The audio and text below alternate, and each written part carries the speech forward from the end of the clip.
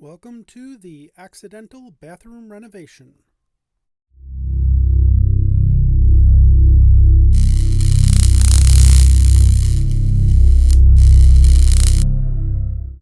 While you can't see it in this picture, the paint is peeling off the walls and ceiling. The owners hired me to repaint the cabinet, the walls and the ceiling, and put in a new bathroom vent fan, which didn't actually vent anywhere except into the attic. So I first got to installing two 200 CFM vent fans, also known as snorkel fans, up in the attic to vent both their primary bath and their guest bath. And it was during this process that I discovered a lot of problems.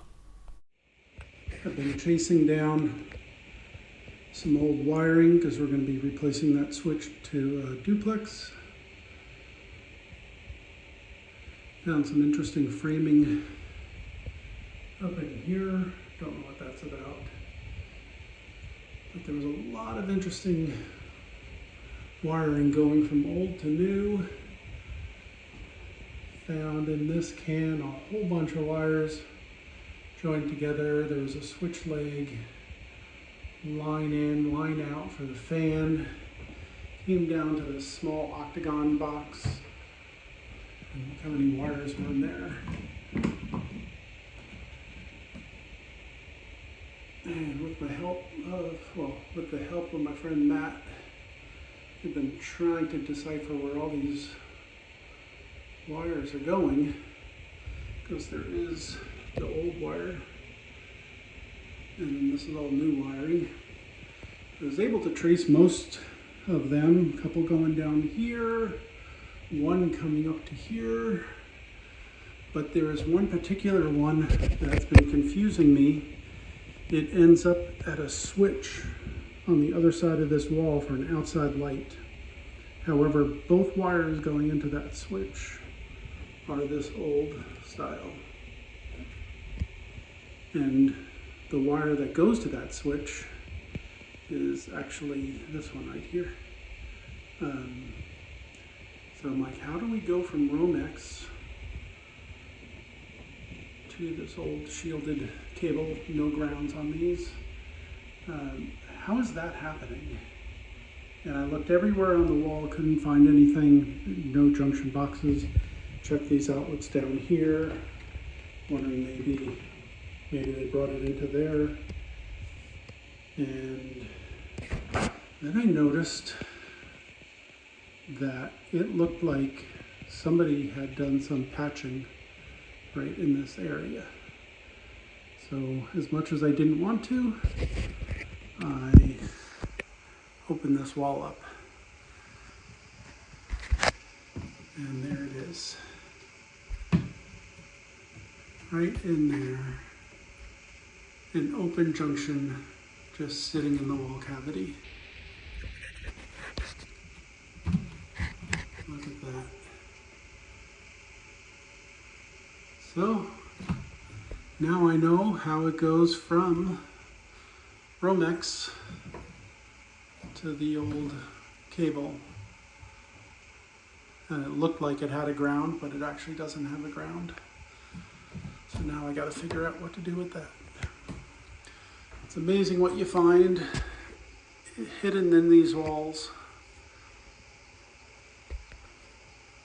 Well, I just started pulling this one out, and I discovered the second one.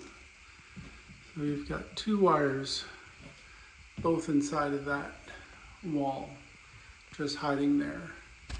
And again, the only way I knew it was, I wonder if you can see that. There's a texture change right there between these two parts. And so I knew that this had been patched, and I couldn't figure out why would that have been patched.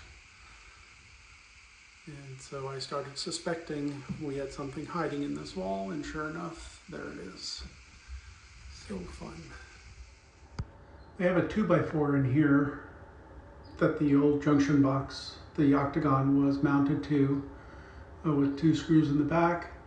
And I'm thinking about getting rid of that 2x4 and using an extra deep 3.5 inch deep octagon box. What are you? So I'm thinking I'm going to feed the fan off of here and the lights off of here, and that'll get 2 out of this one. And the switch, this is going to the switch, the outside light. I can get that out of here also. As you could see, by the time I was done tracing wires down, finding hidden buried junctions inside of walls, eliminating switches, adding switches, I had quite a bit of sheetrock opened up here. With the wiring sorted out, I got to installing the rest of the snorkel fans. Working in the attic was very difficult. I only had about 6 or 8 inches above me, as you can see here, in the very ends of the attic space, laying in insulation. That's always fun.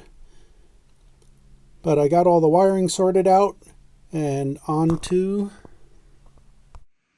Okay, well that's the end of the install. I have this one right here running right now.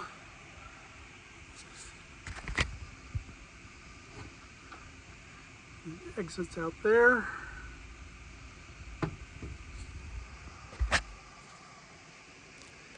See the other one over there. Super quiet, and you will not hear this in the bathroom running at all. With the wiring sorted and the vent fans installed, it was time to patch the sheetrock. The guest bathroom fan was a wrap. That's all I needed to do there. And now it was time to get to work on the primary bathroom. Oh wait, did I say I was done opening sheetrock? Nope, not even close. Just as I was finishing taping all the sheetrock in the primary bathroom, the clients let me know that the shower head in the guest bathroom was very loose and wiggled around a lot, and was wondering, was there a way for me to fix that? Unfortunately, the guest shower backed up to the primary bath shower, which meant that tile was going to have to be opened up in order to do that repair. But as I was doing the electrical work, I noticed that the wall between these 2 bathrooms was a wet wall, and wet walls are extra thick, meaning that it was possible, I wasn't sure if totally possible, but it was possible in theory that I could open up this wall above the shower, get down into there and fix that loose shower head in the guest bathroom by accessing it from above the shower tile in the primary bathroom. While I don't have any pictures of it done, I was able to add some blocking of wood in here and get that pipe strapped down so it no longer moved. Okay, now to get back to the original job of painting this bathroom and the cabinet. Nope.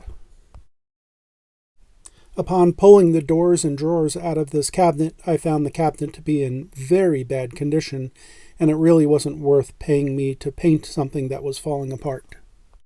So talking to the owners, we decided that the best course of action was to get rid of the cabinet and replace it with a new cabinet. Okay, now we can get back to painting this bathroom. Nope. So in pulling the cabinet out, I found a few loose tiles, and then my next job was to pull the toilet so I'd be able to paint behind it. And in doing that, I found water damage. All the tiles around the toilet and going all the way to the cabinet were completely loose and easy to pull up, and the owner did not like the tiles anyway. So another conversation with the owners, and we decided pull all the tiles up and put in a new floor. Okay, finally we can get to painting the bathroom. With the bathroom painted, it was now time to install the cabinets. When the owners had done a kitchen renovation, they had a leftover slab of countertop that they really wanted to use in this bathroom, and it was going to fit. So now with the countertop fabricator on board to use this leftover material for our bathroom countertop, I got to doing the floor. We'll be using a floating floor in here, so after I repaired everything, I poured self-leveling cement and then got to laying the floor in there.